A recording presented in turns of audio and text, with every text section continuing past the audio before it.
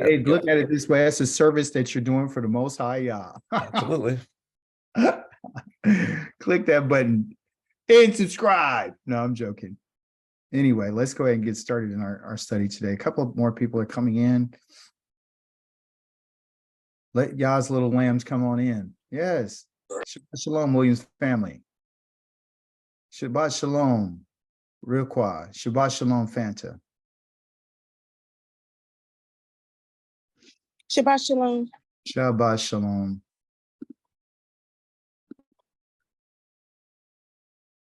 All right, let's see what we can come up with. Let's see what we can understand. Oh, I did.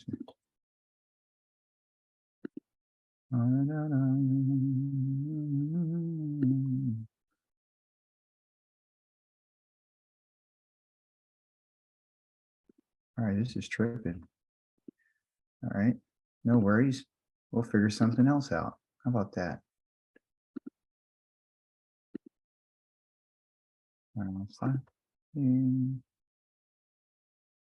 Oh, perfect. There you go. You guys can see my screen. Yep. Shabbat Shalom to all of you. All right, so listen, we're in this new cycle of Torah, and as promised, the Most High wants to introduce us to the understanding of wisdom. And wisdom is literally about having a deeper relationship with the creator of the heavens and the earth. My time as a person who's following the Torah I thought that I knew what wisdom was, right? And I said, okay, according to the scriptures, wisdom is the laws and the statutes and the commandments of the Most High. And I framed it that way because that's what I understood. But now I'm seeing that there's a different relationship with the Most High that requires for me to have more wisdom than what I've ever had. According to the text, it tells us that a person who is already wise can even still learn more. So it's not like we haven't been wise, but it means that we still can learn more about what it is that we don't know about. And so in this relationship, we need to be careful about how we approach the Most High, right? In our Torah this week, we saw that there was relationships that were formed and established between Yah and his creation. We see a relationship that's established between a man and his wife. We see a relationship between brothers. We see the relationship between the parents and their children. We see a relationship. And there's a connection, and there's a connection that's being made. And so we have to recognize these connections, right? One of the things about wisdom is the ability to make sure that we separate things. And then once you separate it, you have an opportunity to examine it and to look at it for what it really is, and then start making your connections, okay? One thing that the Most High does want us to understand is that she, who is wisdom, is a tree of life to those who grasp her. Whoever holds fast to her will be made happy, okay?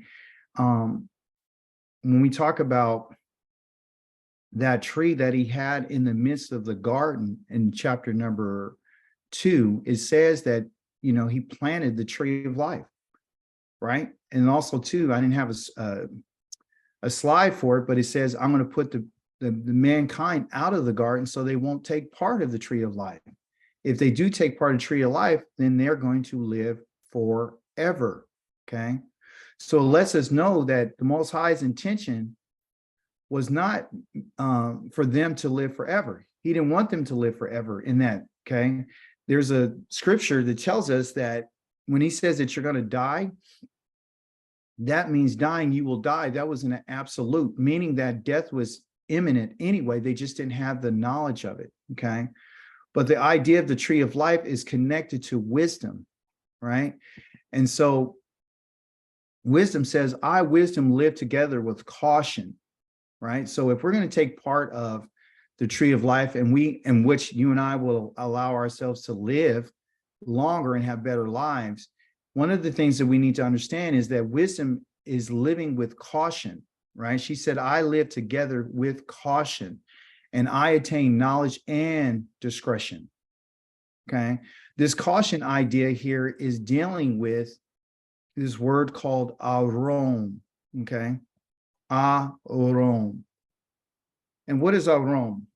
Arom has this idea of stability, okay? Stability, to be very subtle. Very subtle. In a high level. This is a high level of intelligence that's what she is. She lives with the high degree of intelligence. She's very subtle. She's very precise. Okay. One of the things I woke up this morning with on my mind was that I needed to be more precise. I need to have more precision about my words and what I say. If you notice, everything that you learned this week had to do about the Most High saying something. Everything that we realized in the fall of mankind, that they call, had to do with something that somebody was talking about. And it had to do with words, okay? It had to do with words. So now the serpent was more crafty than any wild animal which Yahweh Elohim made. The same word that's being used for the wisdom, right? Wisdom is what? Wisdom is subtle. She's very precise. That's what she is. The same word here that's being used for caution is the same word that's being used here for crafty. See? So this serpent, this beast, okay, this creature had this ability. It had wisdom. Okay. It had wisdom. And it would have more than any wild animal which Yahweh had made, letting you know that when they talk about, the devil, this is not talking about the devil. The word devil is not used. The word adversary is not used. This word that they use for serpent is called a nakash, which is a wild beast. Okay. It's a snake. It's a serpent. They use it because of its character, right? And so this in particular beast was very crafty, very subtle, very precise, okay, than any creature that Yah had made. They had the same word, arum, very subtle. And what it means when a person is very subtle, or an individual or a thing is very subtle, it means that it's very difficult to analyze and to understand, okay? So wisdom is not going to be, she's not going to be easy, okay? It's not going to be easy because she corrects us all the time. It says, listen, if you do what I'm telling you to do and you take my correction, then I can teach you and show you something different.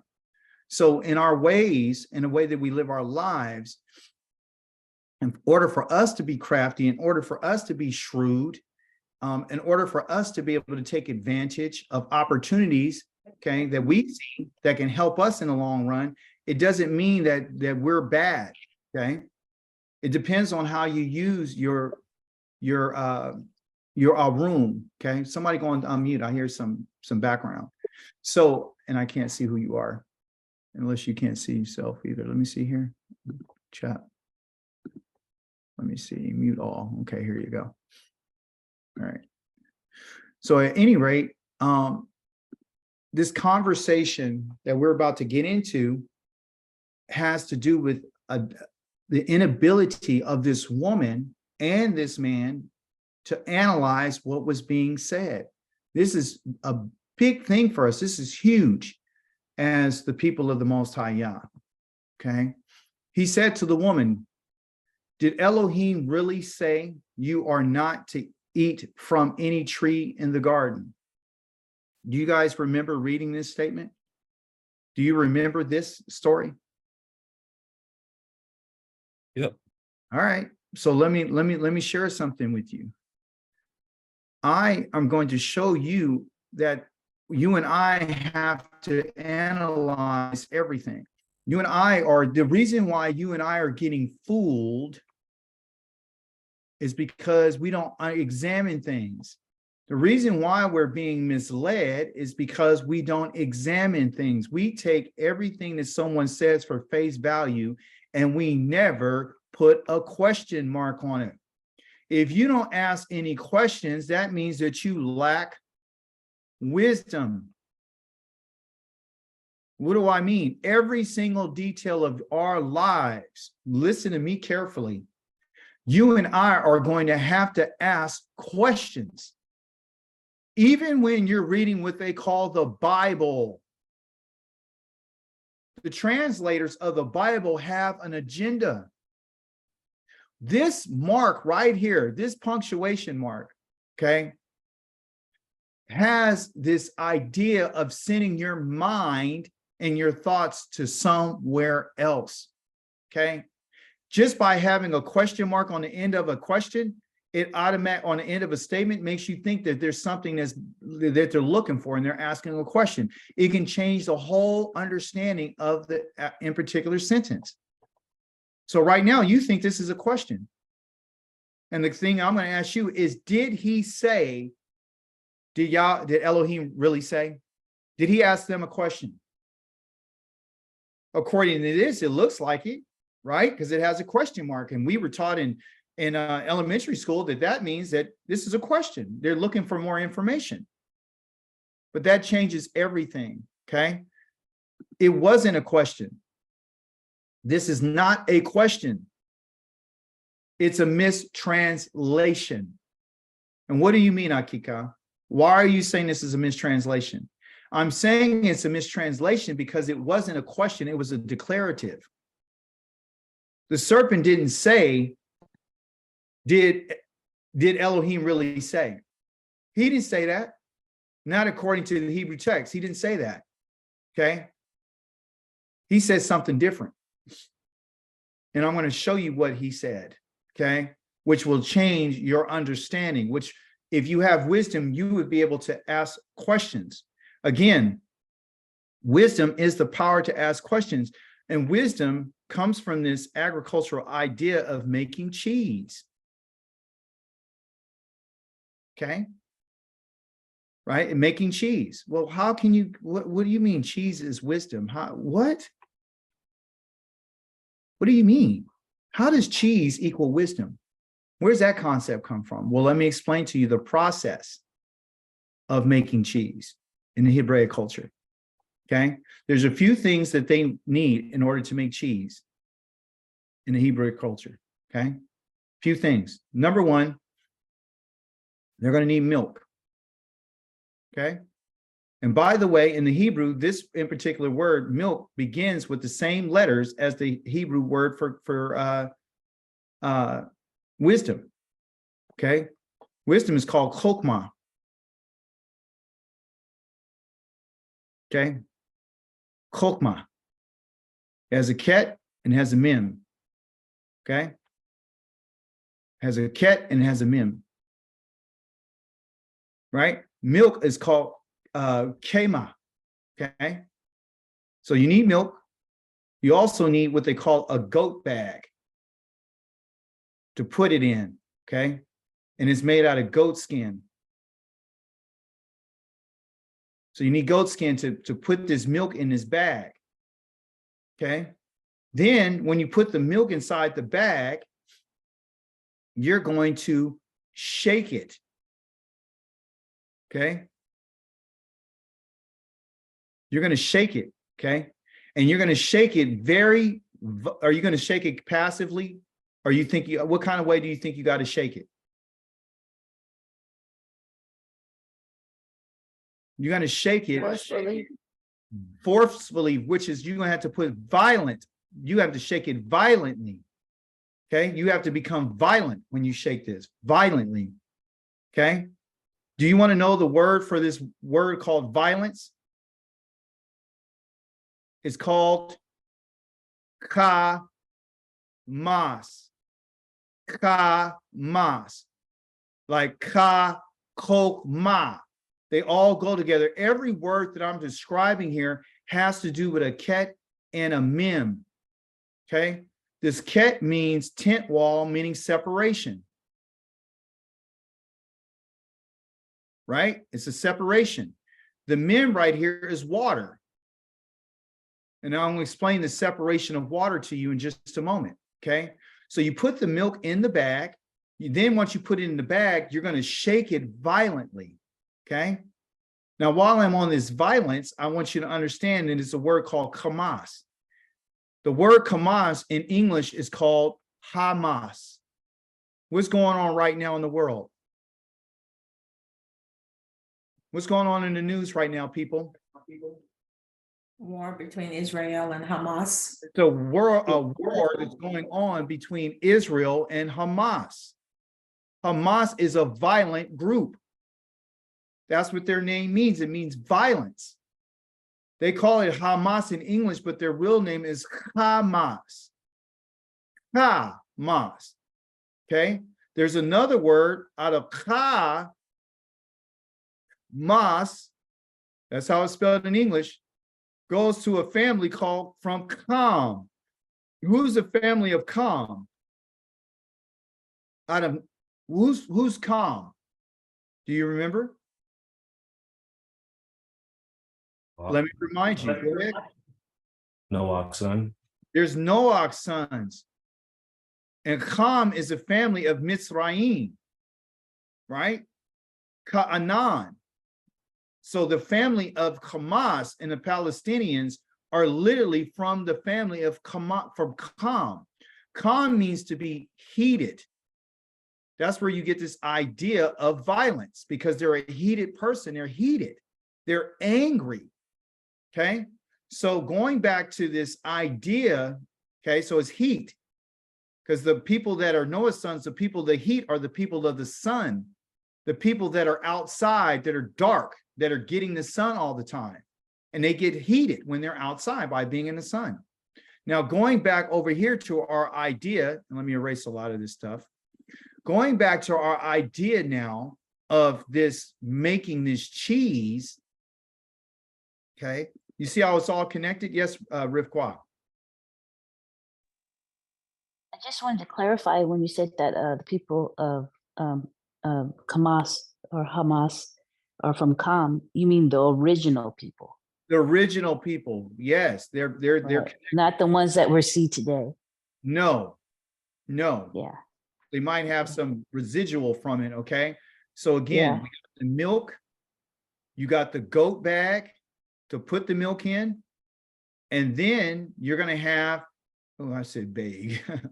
Then you're gonna have the shaking of the violence. And then after you shake it, you're gonna set it in the sun, in the heat, okay? Once it goes in the sun and it goes in the heat and you shake it violently, you put it up and you hang this up, this bag, you're gonna hang this bag in the sun. What happens now is that there will become the enzymes from the goat bag are going to start making a separation between the curds and water. So one will become cheese and the other one will become water. And this water is what you would call whey, like a whey protein, okay? All right, so that's how they made cheese. And this is where it comes from, this idea of wisdom. So what wisdom really is like making cheese. Wisdom is literally a process. Do you understand? So when I say that it's going to take time for us to understand, we're going to have to go through a process to make our cheese. Okay? That's what we're doing. We're making cheese. Okay? So then you and I will be able to differentiate and make a separation between things, between the milk and the cheese and the water. So it's making a distinction between two things, okay? The curds and the water on one side. And that's what happens in that bag. And that's how you come up with wisdom from an agricultural perspective, okay? So you see here that I got a word called parsing. Parsing. And what parsing is, it is a grammatical tool that's used in order to break things down, okay? This is what parsing does. Parsing analyzes a sentence, okay, into certain parts, and it describes the syntactic roles on how these words are playing the role in the sentence that they have. And so what the reason for purpose, or the purpose of parsing, is to be able to understand the thought of the narrator. What is the narrator trying to get you to understand, okay? So when I'm teaching you the language, okay, because this has to do with language, remember, this is your number one currency. This is where your money's at. This is where it's everything. Your words is everything. Understanding words is everything. Just like we learned last week when it says that giving wisdom will help you understand give you deep insights to understanding words. If you don't understand words, you're not going to understand the message that's being conveyed. If you don't understand the syntax of a sentence, you're not going to understand how these words are arranged. You're not going to understand how these phrases are created. You're not going to understand anything. And that's what the goal is. The goal is to keep you and I stupid and to keep us dumb. So we won't be shrewd. You won't be able to take advantage of any opportunity because you really don't know what's going on. So your words are your currency. That's where you make your money. That's where you make your wealth. If you don't know how to talk and you don't have a mouthpiece, you can't convey your message. Okay. And it's very important for us to understand that we have to get our words together. We have to be able to parse. Okay. Parsing also too is allowing you to tell you how something is being done. Okay. Like your verbs and stuff like that we've been going over in our Hebrew class. It lets you know how things are done. If you don't know how something is said, then guess what? You're going to be lost. And what I call lost in the sauce. And then also too, let me put this on disturb because I keep hearing this. You're going to be lost in the sauce. You're not going to know what's going on. And Yah doesn't want you to be like that, because if you're like this, somebody's going to take advantage of you. Yah wants to give us wisdom so we won't be taken advantage of. And therefore, you and I are going to have to analyze every single thing, every detail of every sentence, everything, the verbs, the nouns, the punctuation, the ideas, the concepts. Is it poetic? Is it physical? What is it? It's not abstract, right? It's not just a thought. It's not a belief system that you and I can create on our own. Again, I ask you the question, what is wisdom? And wisdom is the power to ask questions. Wisdom is the ability to separate things, just like that cheese. Wisdom is a process. And I'm not going to try to force wisdom down on you. I'm not going to try to do it quickly and shake the bag up. Okay, you guys, we magically got cheese. No, we're going to go through the process like we would if I say, what kind of hot cocoa do you want? Do you want the hot cocoa from Nestle Quick that's in a jar or a bag or a can? Or do you want to go through the process of taking the cocoa leaf and planting the cocoa leaf to get the cocoa, then take the cocoa that you have in your harvest time, crush it up, and then go through the process of purifying it and then make it into a powder and then get your cocoa? How do you want this? How do you want this? Do you want everything handed to you, or do you want to put in some work? Remember, we just finished our harvest time. So right now, we're building a foundation where you and I are going to have to get down and understand that we're going through the land now, and we're rototilling, and we're taking up everything that the previous harvest now is over with. We have to prepare the land. My wife just recently finished her harvest, and she had a great harvest this year. And then yesterday I saw her, I said, what are you doing? She's like, I'm tearing everything out because there's another season coming. You see? So you can't leave that which is left over and think you're going to start over with that and you're going to put new things in. You have to remove things. You have to remove things out of your life. Right now is the time for us to remove things. Right now is the time of separation. In that scripture that we read about him saying that he asked a question, he did not ask a question. He did not. Okay, in the Hebrew it says, Af ki omar Elohim lo the thokolu de makola etza hagan. What does that mean? What does this word that I highlighted right here mean? And it's not too hard for you. You can go look this up yourself, which I'm going to show you how. You have to just stop taking stuff at face value. You have to start asking some questions. This right here is not a punctuation. It's not. Remember, I told you in Hebrew, they use words to ask questions. If you want to ask a question in Hebrew, it's going to be with a word. Okay. So the question is this a question? Is this word off? Is off a question, right? So let me show you something. Off is not a question. Off is what they would call a conjunction. But before I get to this understanding of showing you what this word means, I want to break down the word. Okay. So my Hebrew people, okay, those who've been following, what does the aleph mean? Strength, ox. Yes, it's the strength. Thank you. And it has to do with an ox. Hebrew people, this is a final pay, right? Here's a pay right here, right? It really means a P or a PH, okay? In Hebrew, what does this letter mean? It was a mouth, wasn't it? Yes, it's the mouth. There you go. Okay. So what we have is an ox, and what we have is a mouth. Okay. So when you put those two letters, it means the mouth of the ox. Okay. When the ox is frustrated, the ox does something. It starts breathing heavy. Okay.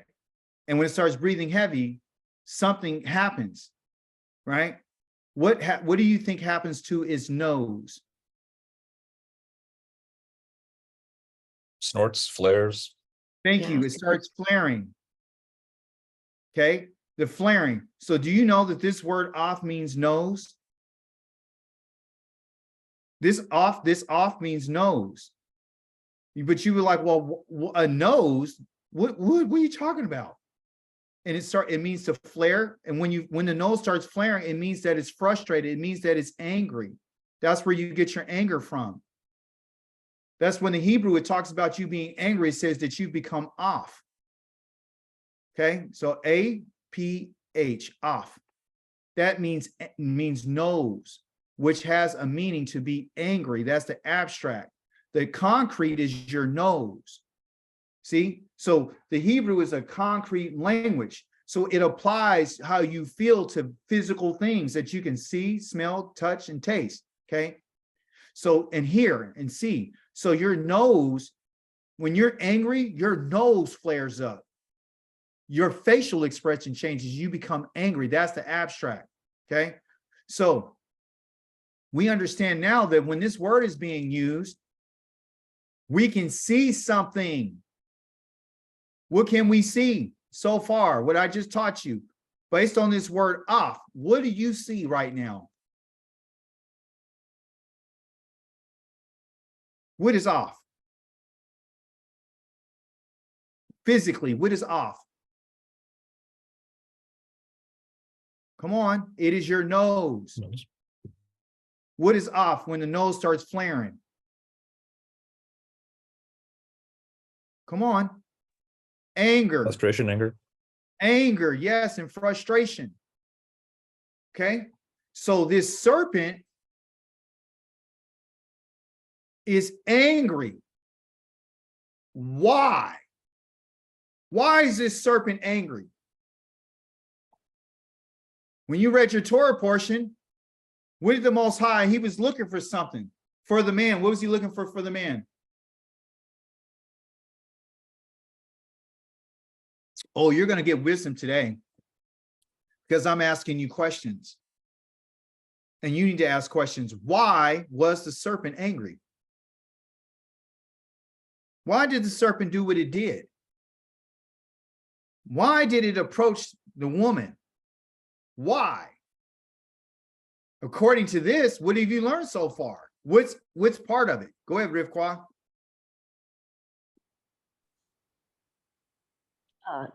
I think it's because they were looking for a suitable mate. Yes. Yeah, and Yah didn't choose the serpent. Yes. He didn't choose. And when they were all lined up and the man went through every last one of them and he couldn't find anybody that was suitable, which we're going to talk about. So this creature, right, got overlooked and got passed. In spite of all of its wisdom that it had, it felt like I should have been the one. Yes, Lucas. Can you expand on what you mean by mate? I am. Okay. So listen, here it is. The Most High, when he's talking about looking for someone suitable, he's looking for someone to be a helper. That's what Yah is looking for, someone to be a suitable companion. to help, to counsel, to give wisdom. This is what Yah wanted man to have. He wanted him to have someone there to tell him the truth. Okay. And we're going to continue so we can learn about this. I've already went over what off means from a agricultural standpoint. It's your nose and it has something to do with anger. Here is what we're dealing with from a grammatical tool, which is a conjunction. And a conjunction is something that just connects a word or a clause or a sentence, and is used to coordinate words in the same clause, meaning and. Like, for example, from our Hebrew, somebody's in my Hebrew class, tell me what's and. What letter is that? Wa. It's a Or wa et sometimes. or an et. Oh, Yeah, no, sorry, not et. you understand? It's a wa. That means and. Okay, that means and it can mean with, or it could be but, or it could be if. Okay, so they use letters and they also use words to tell you if something is a conjunction. So now we see that this word off is not what they call an interrogative or interrogative. Okay, so this is a conjunction. So all a conjunction is what he's saying is he's literally saying and or also. Okay, he's not asking a question. Okay, he's literally making a declarative statement, which changes the game. Okay, it's not. And why does the Most High want you to know this? He wants us to know this because if you don't understand how people are going to talk to you, you got to know how they're going to come at you. You got to know how a shrewd person or somebody with wisdom, the tools that they have that they use. Okay, there's tools that they have in their toolbox to learn how to get around and how to manipulate people. Go ahead, Azania. I'm just trying to recap because I've always been really interested in understanding this. So, the serpent was there before Adam. Yah creates Adam and gives Adam great dominion. Adam's naming all these different things, correct? Correct. So, but it wasn't until the portion where the Most High didn't find in the serpent, he didn't find in him a suitable helper, that he becomes jealous, or it was a breaking point in jealousy. Yes. Yes. Which one? Yes. Remember, there's no idea of marriage. There's no idea of sexual intercourse. There's none of that. Basically, what it's looking for is someone to help man, to be his assistant. Okay. Okay. But okay, so you're still on 2, okay? Because because when we get to the next chapter, that's where I get confused about how that might make sense. Because apparently the serpent had his own seed. Either Genesis 3:14 is prophecy, or it's not. If it's not, then he had his own seed at that time, correct? Yes. So okay. Yeah. So why would he be? It just seems like he would be more jealous of Yah's relationship with Adam, period, than just of Eve. Oh no, but you got to understand what her job is, which we're going to get into. Okay.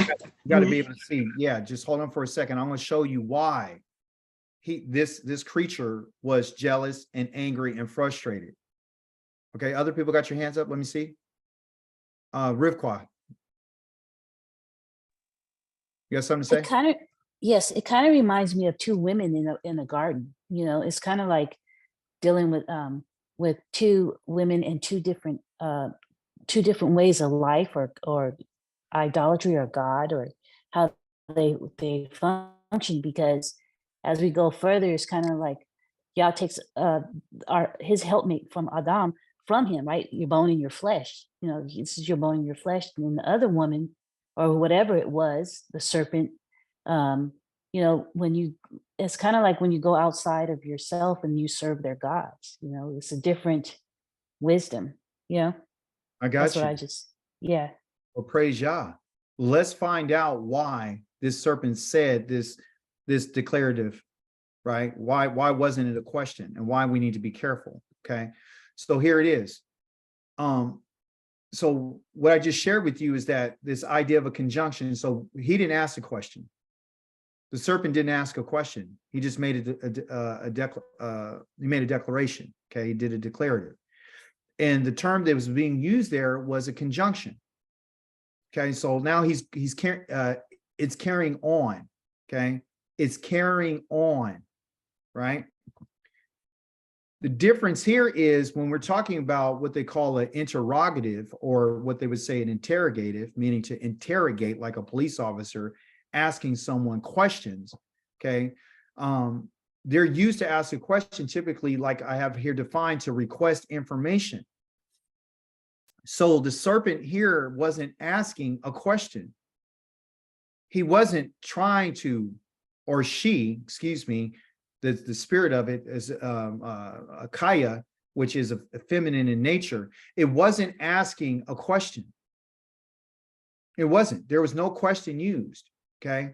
So for example, I got this question right here called, where are you? Okay, called ayeka. As you can see in the Hebrew, it tells you that this is what they call an interrogative or an interrogative, okay, depending on how you pronounce it, okay? And they're using words to ask questions, right? So what we're doing right now is we're evaluating and taking down this sentence and finding out what are the elements of what's the syntax, how is it being used? Because this can change your direction on what you're thinking, okay? So the question here was never asked. He never asked a question, okay? Because Yahweh Elohim said, it isn't good that a person should be alone, talking about a human being, an Adam. I will make for him a companion suitable for helping him. So what's in question is this companion, the one that's going to be suitable for helping, becoming an azer, someone to help and assist. So that word right there is called neged, but in Hebrew, they're calling it, they got some, what they call a preposition in front of it, is kanegdo, okay? Kanegdo. That means somebody that's suitable, right?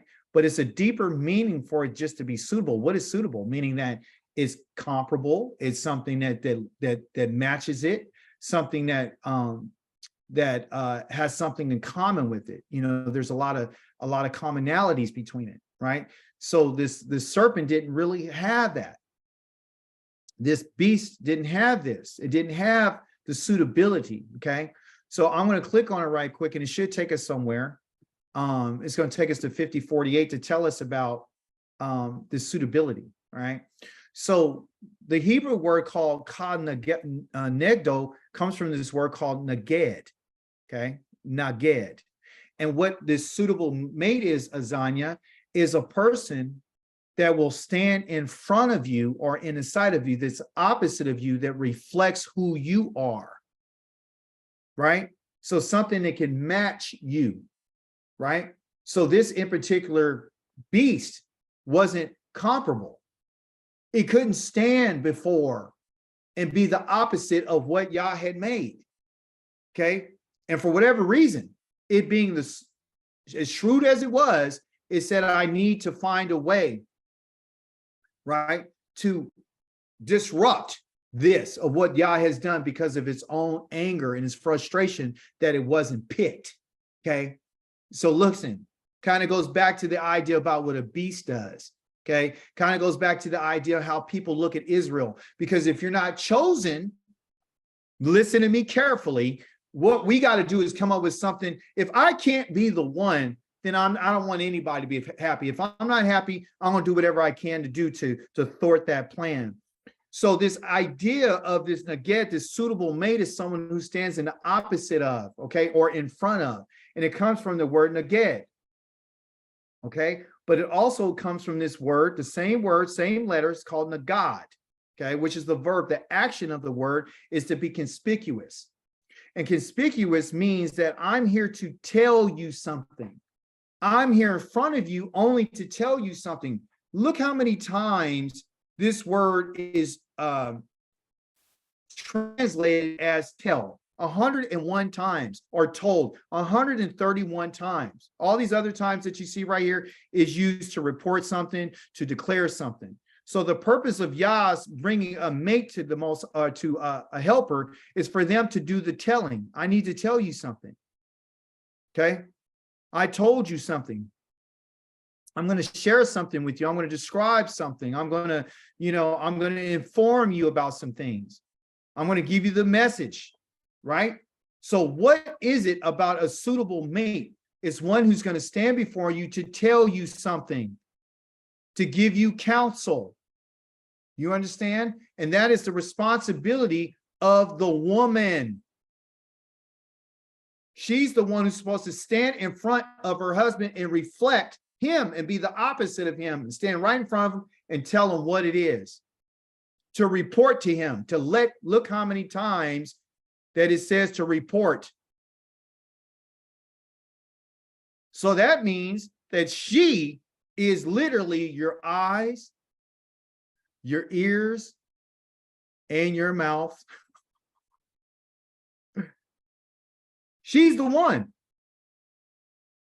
This is what Yah was looking for somebody to be to the man in whom he formed from the dust of the earth.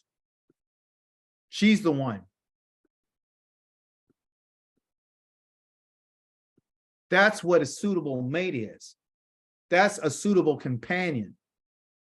See? So that's why it's important for the man to pick the right woman, the one who's going to inform him and tell him what it is. Now, of course, we know that she lost that, but here, the suitable mate is the one who has the qualities or the ability that allows you to give them recognition, to merit the recognition that they receive, meaning the praise. Yah says that this serpent wasn't worthy of the image of man. It didn't have the same qualities or abilities. There's no way for it to have true companionship and a relationship and a connection. Yeah, it was smart. Yes, it was wise. Yes, it had all those little other things. But what about its frame? What about its personality? What about its shape? What about all those things? So we can see the perfection that Yah has for a man and a woman to be united and to become one. So this woman was made in an image that was worthy of recognition, to be recognized and to be identified as the one that Yah has chosen.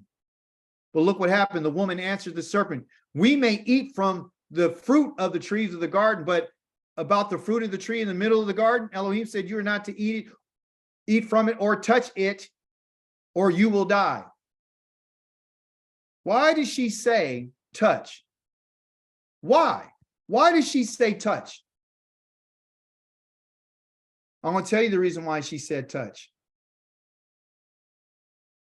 Often we go over there and say, well, she just added. Yes, she did add to what the Most High said. But you know what she was doing? She used her prudence. She wasn't stupid, everybody. This woman was not dumb. She was smart. She was, but she wasn't smart enough to recognize that she was being deceived. When she says touch, she associated touch with the idea of what a person, if you had to go, okay, look at this for a second. If a person had to go eat something, right? He said, you're not to eat from it or touch it. The reason why she said touch, and we're asking questions, we're looking for wisdom. The reason why she said touch is because you literally have to use your hands to go grab it to eat it. That's why she said it. That's why she said it. Is because her understanding is that in order to eat it, I got to put my hands on it. You see? And what she was doing was, thought she was being prudent. She was showing care to say, see, we want to blame her and say how, she got deceived and, she's weaker than the man and so forth and so on. No, she's a delicate soul. She's the one who says, women are not going to say things the way that men say it. They're going to be totally different. See? So she knew in order to get this fruit, I got to put my hands on it. So she explained it the way that she wanted to explain it, thinking that if I said it this way, then I'm being prudent. I mean, I'm showing care and I'm showing thought. She's careful. She was being careful. She wasn't trying to go against the Most High. Like the Christians tell you, she wasn't trying to be bent on destroying her husband and destroying their family. She wasn't bent on that. She really believed she was doing the right thing because she had care and thought for the future. But see, the problem with this is that she thought and she believed that she was using good judgment. That's what she thought. And the story's there for you and I to understand that, yes, we may have the best of intentions to do something. Yes, we might be exercising discretion. Yes, we might be doing all that. But guess what? If you're not up on how somebody's talking to you, you too can be deceived. He wasn't asking her a question. He just made a statement. It was this. This is how it went. Also, Yahweh said that you can't eat of any of the trees of the garden. He just threw a statement out there. And what he was trying to do was try to elicit her to go into a conversation with him. And that's where he got her. Or it got her, okay? The serpent said to the woman, it's not true that you will surely die, meaning dying you will die, because Elohim is knowing that on the day that you eat from it, your eyes will be open and you will be like Elohim, knowing good and evil. The serpent used these terms here called knowing, not that Elohim will know. He's knowing. Use the same word that Elohim is knowing and that you will be like Elohim, knowing. So what is he trying to get her to do? He's trying to get her to think, number one, that the Most High doesn't want you to know. The Most High is hiding something from you. And because the Most High doesn't want you to be like him, which is completely the opposite of knowing good and evil. The Most High is not interested in them knowing good and evil. Is that true? No, that's not true. The Most High knows that if you do know the difference between good and evil, what's going to happen is you're going to go away from the command and you're going to start thinking your judgment and your care and your prudence is what you're going to need in order to survive. And I'm telling you what it is. Just like I told you that you can't eat certain foods and people question that. You think that Yah's trying to stop you from eating this because he doesn't want you to taste, something juicy. You think the Most High is trying to stop you, right, from being like him, right? So he uses this. Why? Because the woman wants to be like she's getting some information that she never had. Information from this in particular being that's telling her that he's wise. He's like, no, that's not going to happen. I know more than Yah. I'm telling you that this is the reason why he did it. You see? And that's the problem. That's a problem. And that's the problem that we're having today, is that we don't understand that you and I want to be like the Most High. And the problem with that is that we will never be like him. But what is wisdom? Wisdom is asking questions. Okay? So the question I have for you was, where is Adam? Where is he during this whole fiasco? What is he doing? Well, it says when the woman saw that the tree was good for food and that it was pleasing in appearance and that the tree was desirable for making one wise, she took some of its fruit and ate. And she also gave some to her husband. She also gave some to her husband who was with her, and he ate. And then the eyes of both of them were open and they realized that they were naked. So they sewed fig leaves together to make themselves loincloths. The woman saw that it would make one wise. She saw this. She gave it to her husband. She saw that it was pleasing. Okay. In an appearance, meaning in her eyes. She saw that the tree was desirable, which is that word again. Here's another word. Remember, I got kamas. I got chokmah. Now we got kamad. Kamad means to desire. The Most High tells you and I not to desire that which belongs to our neighbor, not to desire his house, his wife, any of these things.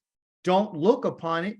Why? Because your kamad will cause you to lose what? What are you going to lose?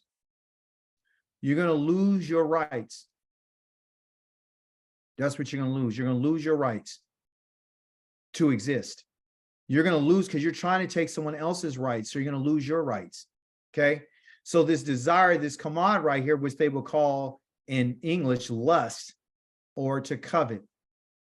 Okay. Don't lust or don't covet. Don't desire what belongs to your neighbor. But what she had a desire for was the desire to make her wise. That's what she was after. And I think you and I are after that. But what cost would it be? Is it going to be by us breaking the commandments of the Most High? And so she took it and she gave it to her husband. She gave it to her husband. He was standing there the whole time. When the woman was talking, she was talking on behalf of her husband because that was her job. Her job, according to, remember, the Kanegdo was, instead of her being like a K Elohim, that wasn't enough for her. She was supposed to tell her husband what was going on. Like, hey, and that's exactly what she did. She told him exactly what it is. Her job was to counsel her husband. And as a result, I didn't have a slide on it, but because she failed to follow the command, the Most High took that right away from her. And why? Because remember, I just said you're going to lose your rights if you are desiring what belongs to someone else. You can find the wisdom in this is that she lost her right. The woman has lost her right to counsel her husband. She has lost her right to tell her husband anything. You lost that right. Why? Because you broke the commandment of the Most High Yah. Your kind, your species has broken that. So because you have broken that, you no longer get to counsel, you no longer get to tell him anything because you misinformed him, you gave him misinformation because you didn't understand, you had a mistranslation about what I said. And you also listened to another voice besides the one that I gave to you. You see? That's what happened. And now, because you've done this, your husband now is going to be the one who's going to rule over you, which is our word for mishal. And mishal means to rule. And again, we go back to mishal talking about the kingdom again. That was part of our Torah portion. I think when I mentioned mishal from the word mishle, which has to do with the book of Proverbs to teach us about wisdom. Okay. And I'm not saying that a woman at this moment, I want to be clear. I'm not saying that a woman can't give counsel, and I'm not saying that she can't tell her husband anything. What I'm saying is you lost your right, okay, for it even to be listened to if it's not in accordance with what the Most High said. My wife tells me stuff all the time that is according to the word of Yah. I have to listen. It's bound. That's the only time that I'm going to listen to my wife. That's the only time. If her words line up with what the Most High said, I got to do it. You see? That's what it is. So the man will be the ruler. And a lot of people have a problem with that, but that's okay. Yah's going to figure that out. He's going to show us what happens when you don't do that. Okay, so now listen. He says the eyes of them were open. So this was the desire. The desire was to open the eyes of the people and to show them that they were naked. This was the goal of the beast, okay, is to show you your nakedness, to open your eyes and to reveal to you your shame, because they became shameful at that moment. So that was the goal. And why did this beast want to make them shameful? Because it goes to chapter number 1, verse number 27, where it says that Yah had made man, which is consistent of male and what? Female, in his what? In his image. Yes, Lucas. Question. What, given like this is the start of time, the creatures presumably don't have clothing. What would have made the fact that being naked is a shameful thing at that time, at least? Well, I think it's a distortion, because when you think about how they saw things prior to eating this knowledge of good and evil, in their minds, they now have thought what they saw in themselves was bad, which was shameful. That's something that came upon them, you see. And so based on their thinking now that this is some type of transition in their thinking, right? So when we talk about this tree, was it literally a fruit that they ate? There's a discussion about that, because trees are usually there to give, the root of is called to give wisdom and to give counsel. So what was it that they literally did, right? So why was it that they ate this that can cause them to start looking this way? It had to be something that happened internally with them when they ate this. Okay, I don't know what it was like. I can't presume to know because I wasn't there, but I understand there was a change in one's thought when their eyes were open. Meaning there must have been some type of shift in their thinking. And for them now, this knowledge, it was knowledge. This knowledge was that, okay, now I see things from the way that I want to see it. If their eyes were open, it's how they saw things. It wasn't like they didn't see before. So there had to have something in their mind. There had to have been a shift in their awareness, right? To cause them to think this way, right? And so whatever that fruit was, it caused them to do that. Was it something euphoric, or, was it like a drug? I don't know. But I do know that whatever it was, it caused them to start thinking a certain way, to start seeing things a certain way, to feel a certain way. We know that Adam, when they heard Yahweh walking through the garden, they got scared and they hid themselves. Why all of a sudden did they hide themselves? Because they heard Yah's voice. They heard the sound of Yah walking in the garden. They got scared. And then he says, I hid myself because we were naked. Well, I thought after you did what you did, you sewed fig leaves together. So are you naked then? So it's a lot of confusion going on. Okay. But I also see too that even though that happened to them, it says, so the fig leaves together, they sewed fig leaves together, meaning that at this moment, they didn't lose their ability to think. What it was, is actually created some type of what you would call ingenuity, right? They started thinking differently. So this sewing here, this ability to create. Why go to the fig tree? Why go to the fig leaves? Well, of course, the fig leaves are large, but also too, that represents something, because on a fig tree, it's very difficult to find figs. In a fig tree, you got to search to find the fruit, because the fruit looks just like the leaves.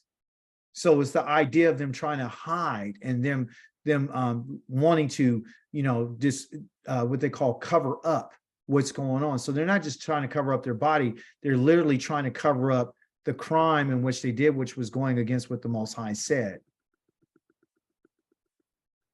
So it is difficult to understand, everything is in its shape. I mean, lions and stuff, they don't have any clothes, human beings didn't have any clothing. This beast didn't have any clothing. Nothing has any clothing. So why all of a sudden now? Well, there's a shift now. There's a change. The creation thing too, though. Something that came to mind when you said the ingenuity and the creation aspect is that one of the reasons he might not have wanted that to happen was because that would be taking away some of his creative glory. I think you just nailed it. Yeah, you just nailed it. You just nailed it, because my notes that I have here is like, okay, so now what they're doing is they're becoming clever. Do you see the cleverness now? Well, we're going to deal with this situation now. So this happened, so let's do this. That's the clever, that's the ingenuity, that's the creative thought process in order to hide and to hide their crime, which is their nakedness. So when you think about how, when, like a child, when you got a baby, what they do is they do something. I had several children. When you have a child and other parents to tell you, the baby will do something, and then you can see where they try to hide something that they did. And you're like, well, where did that come from, right? Who taught them how to do this? That's part of their nature. So here, as a child would do, they said, well, okay, we messed up. So the first thing we're going to do is we're going to be clever, and now we're going to hide what we've done. So that's what it is, and that's what made them feel probably, the way that they felt, along with their nakedness and their shame. When they talk about nakedness, it's really talking about their shame. They felt something. I don't think it's really just about their bodies, because they saw their bodies, but what was it? I think it's a shift in their thinking. And again, like you said, it goes back to how the Most High didn't want them to start thinking and being this way in their thought process. That's not the wisdom that he's looking for. He doesn't want us to be creative to go around and to circumvent what he said. I think that's what we're finding here, is that if I gave you something, I told you something, I'm not telling you to hide anything from you. So now the relationship has been changed, because now you're becoming creative and you're using some ingenuity. As you can see right now, what has man done over the last several thousand years? He's come up with his own plan. He's very creative, a lot of ingenuity. Why? Because we don't need you now. And what happened to them? They got exiled. What happened to Cain? He got exiled. So exile is a big part of this. I didn't put any slides in here about that, but that's what it's about. Because when you start being smarter and you think that you're smarter than Yah, and you won't bend to that, and you don't accept his wisdom, and now you have your own creativity, those are the people that are out of line with the Most High, and they won't listen to the commandments of the Most High. I got this word up here called passivity, because that's what Adam was. He was passive. So the serpent is precise, right? Wisdom is precise. Okay. But when you talk about passivity, Adam was passive. He's passive. Even so, his wife was there to tell him what it was, right? And to counsel him. And she gave him bad counsel. He still didn't have to respond that way. He could have easily said no. And if it wasn't the case, the Most High would have never gave him the punishment that he gave him. Okay. He was very accepting of what happened. It's like he didn't have any resistance to nothing. He was passive. Okay. So why is this important for us to understand? Well, if you and I are studying the Torah and we're doing anything the Most High asks us to do, you and I are not we can't take this mindset right here. Okay. And I'm not just talking to us as a group. I'm literally talking to the men. Okay. You have to stop being passive. You have to stop being passive when it comes to the things of the Most High Yah. You cannot be passive. Okay. Letting things go, just let it all happen. It doesn't matter. We're screwed anyway, so it doesn't matter. There's no resistance to anything. We also found in our Torah that it says a man, his wife says something, he can either let it go or he can stop it from happening. You're the one who's in charge that can either cause your family to be destroyed or cause your family to prosper. But we don't need to have passivity. Okay. This word passivity also has to do with the way that we look at our learning. And you can see, as a result of his passivity, just acceptance of what someone says or what happens, and there's no response. There's no resistance to it. You are now open to being destroyed. You're open now. Now a person who's shrewd and who's wise and who has skill and high level of intelligence will be able to take advantage of you. Okay? Not just for the men, but for all of us. We can't sit back and do nothing. Okay? So the bottom line is, in our learning, you and I cannot allow ourselves to be passive. We cannot be passive learners. We have to be active learners.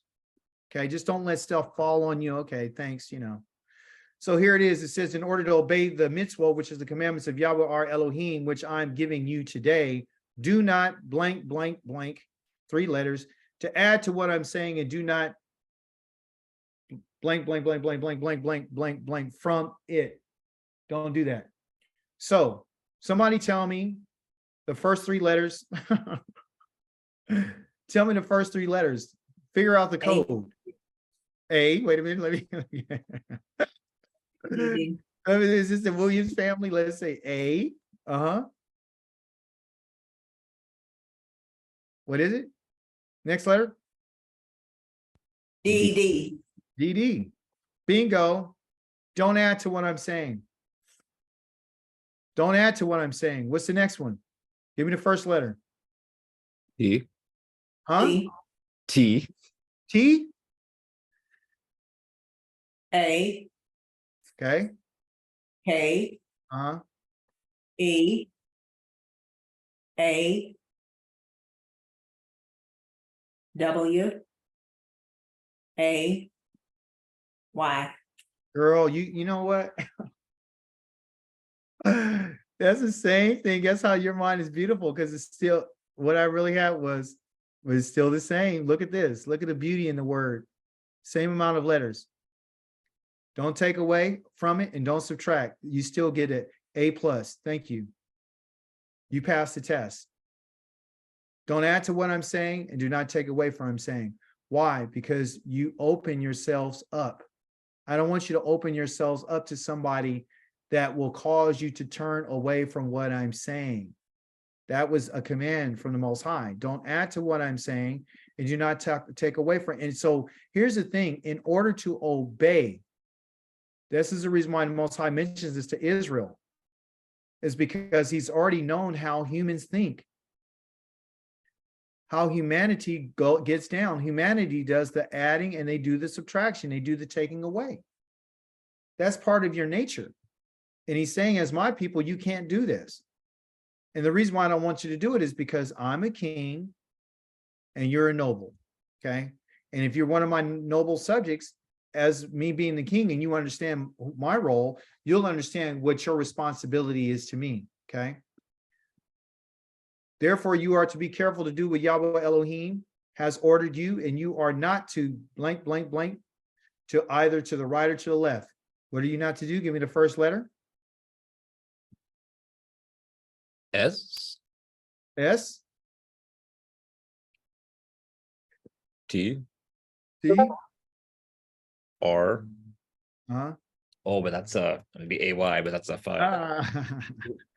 Okay, you're close. Give me a letter.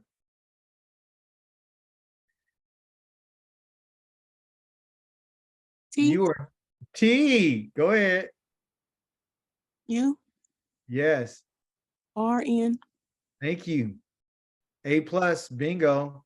You are not to turn from what either to the right or left. See, it's not about adding a subtraction, but also to the Most High saying, don't turn. And when he's talking about turning, he's literally saying that if you go in any other direction than what I told you, okay, to the right or to the left, you're not careful and you're not being obedient. Okay. This is the command from the King of the universe. Okay, good job. So that word turn means sur. Sur, okay, to turn aside. And a sur comes from the word sar. And a sar is a ruler. That's what a sar is. It's a ruler. It's someone who's of noble character, right? All right. So, and what does a noble character do? Well, a person who's a noble, a person who's a ruler, has a weight and a responsibility. They're the one who carries the weight of something, right? And the idea behind it for a sar is to do this. I always want you to find what it means. Okay, so this letter right here is called a semach, right? And here's a resh, right? So what is a samach? A samach means to turn. And turn, and what is a resh? Yeah. It's a head. So what is a ruler supposed to do? Turn Able the to- heads of the people. You understand? And because that's the weight and the responsibility. That's the weight. That's the responsibility. That's what a ruler is supposed to do. And a ruler is supposed to turn the heads of those who they're in charge of, right? That's can either be a parent over a child or it can be a teacher over a student. Okay. was in this word too is all you got to do is put a yod on front of this word sar. Don't forget these words either. Yasar. A yod right here. So we know this means to turn. And this right here is the head.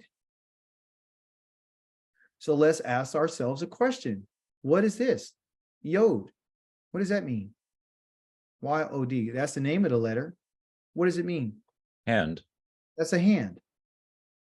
Okay, so you have a hand, and the hand is held by what they would call a he, a pronoun. Okay, he or whose hand, right? So the hand is the one who turns the head.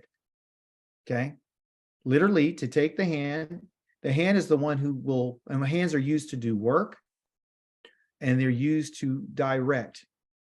Okay, to direct something in a certain way, in a certain path. So this word yasar comes from sar. So you can see a connection there. A yasar is someone who can turn the head. Okay. They're going to turn the head to do what? For correction.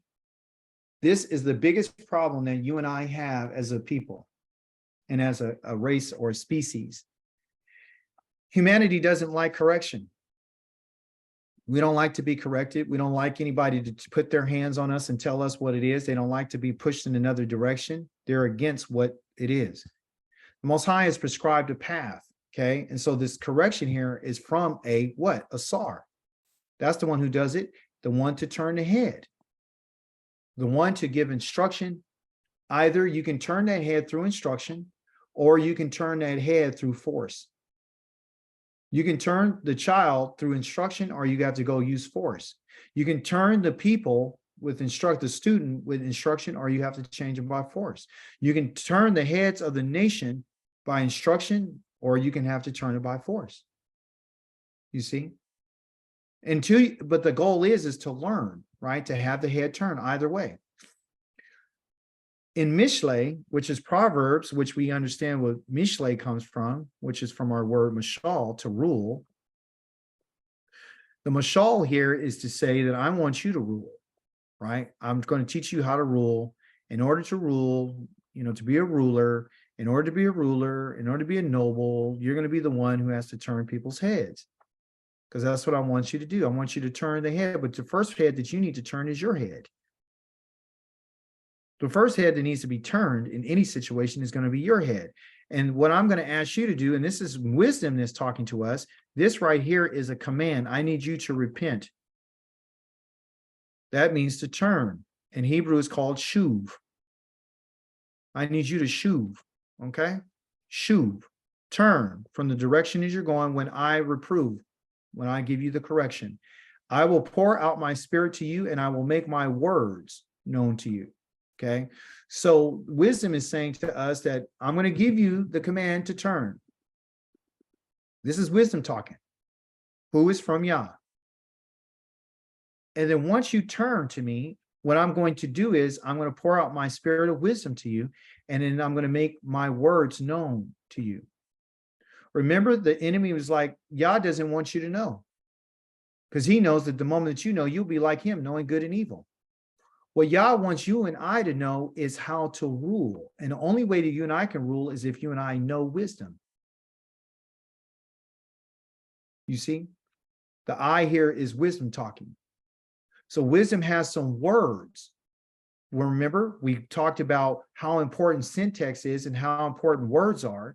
So she's going to let us know what the words are so you and I can be able to communicate and have a better connection with the Creator, which is the King of the universe.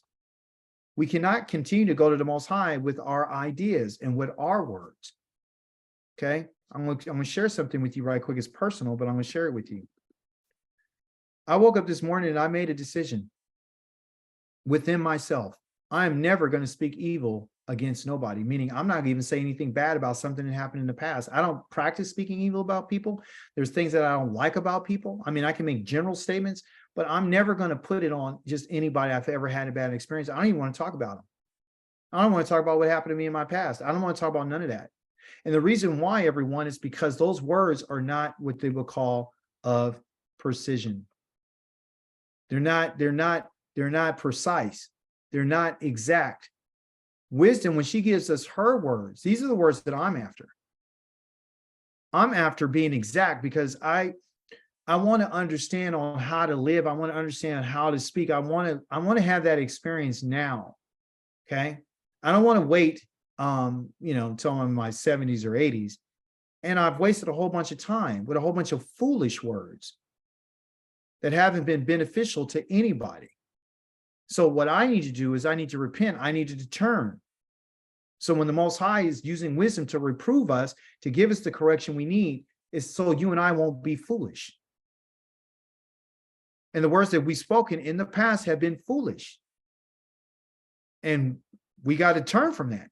And it's not like, well, I'm forgiven and I can go on. No, I want to go to the next level. I don't want to be passive. Okay, I want to be precise. The fear of Yahweh is the beginning of knowledge. But fools despise wisdom and discipline. Okay. The fear of Yahweh has to do with the instructions of the Most High. Is having to point someone in a certain direction. Okay. It's the beginning of your knowledge. This is called the Rosh. Okay. That's the head, like Bereshith, right? So the book of Bereshith that we're going to be in this, in particular, couple of weeks, this is the beginning of your knowledge.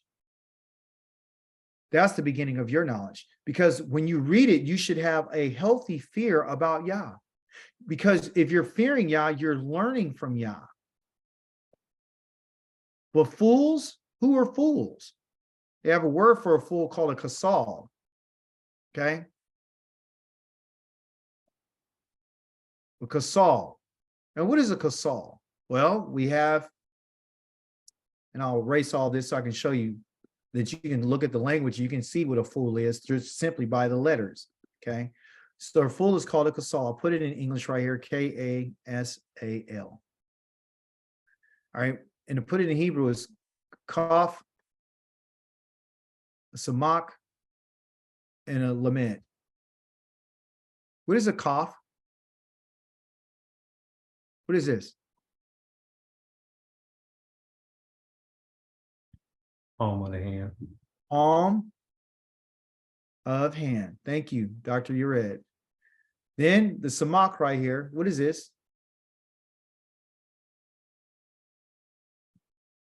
Thorn? Well, yes, it's close. It's a thorn, meaning to turn, okay, or to is to turn, okay. The shuv. Yep, okay. Is to turn. So the samak means to turn or to turn away from, because it is a thorn. You turn away from a thorn, okay. And what is the lament?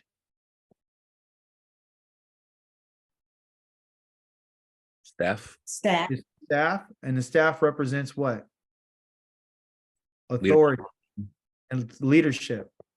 I'm gonna put it all here because it's good. A leadership, and also means to learn, because that's where you get your word lamed from, to learn. Okay, so literally, what a fool is what they do is they put their palm of their hand, and the palm of the hand is used to do what? What do you use your palm of the hand to do? Examine. Fold. You use your hand, you can cover something.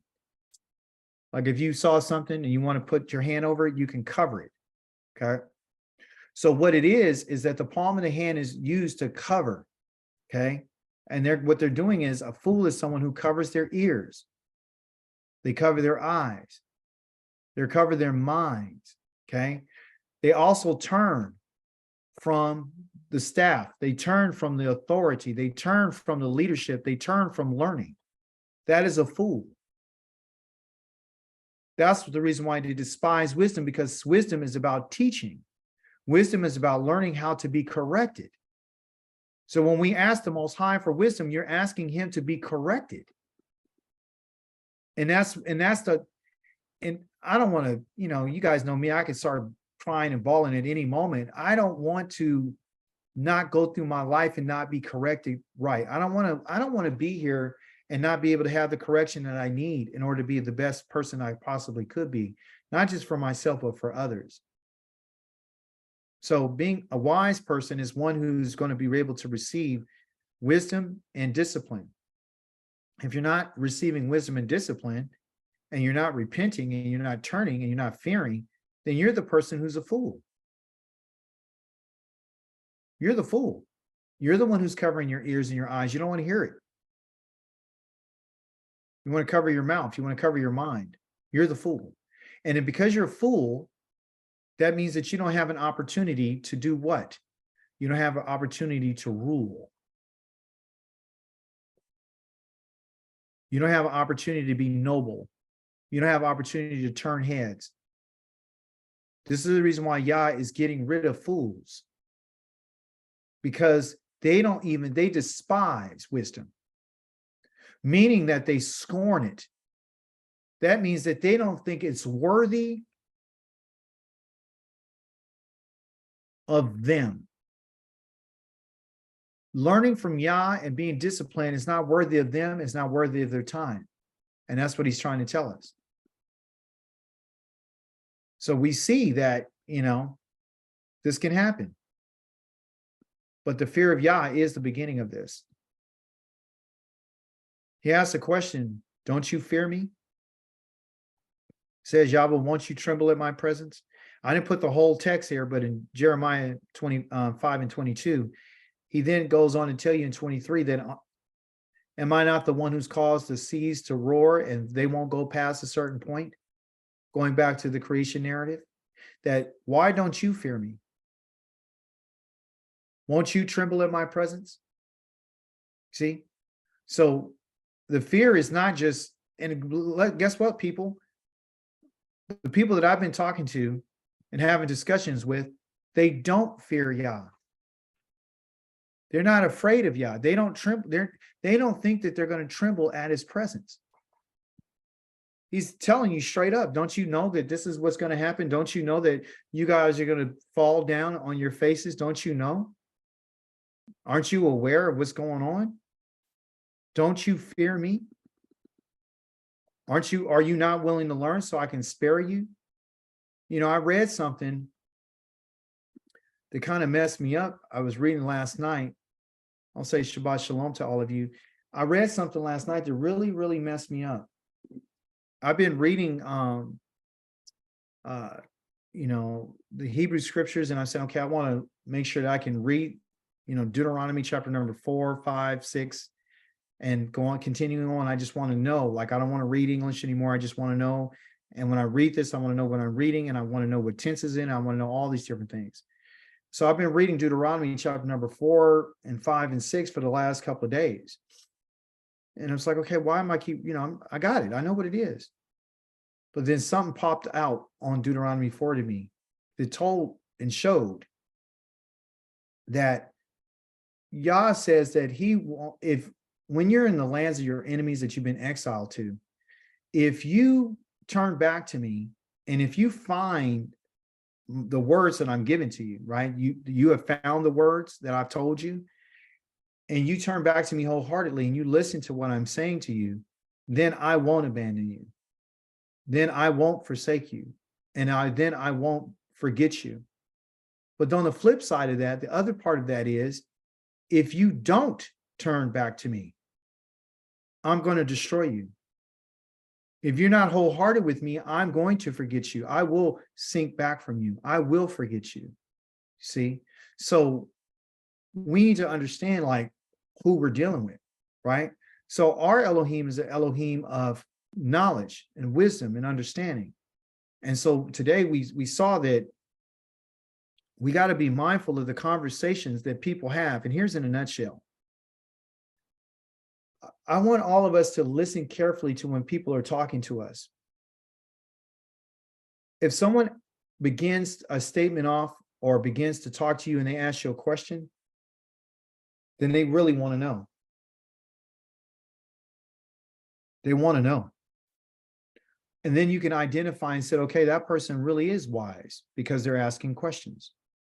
If someone begins a conversation off with just saying something, just blurting out a statement, just blurting it out, you should understand that that person has an agenda.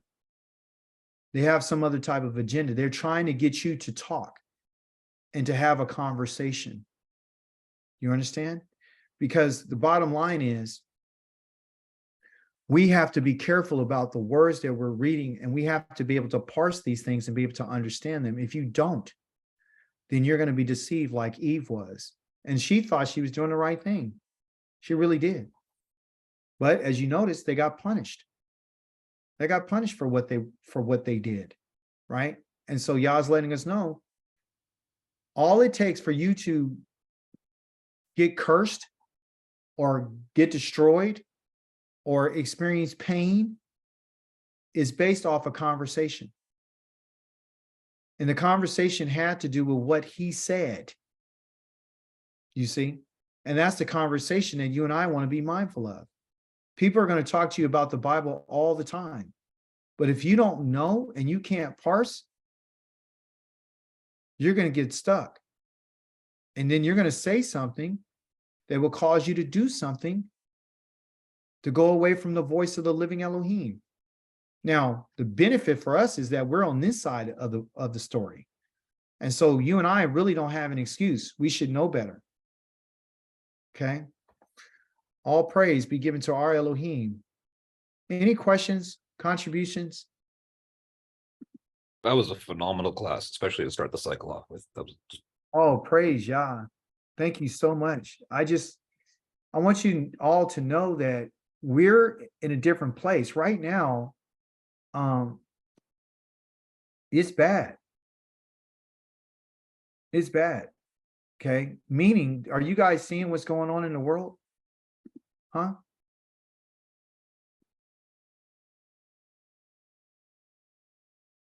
Yes. It's pretty scary. Yeah. My daughter lives in New York now, and she said there was protests at our campus, and she was so scared. There was so much tension. Yeah. It's this right here. This is gonna be okay. Listen, I'm just gonna tell, I got goosebumps.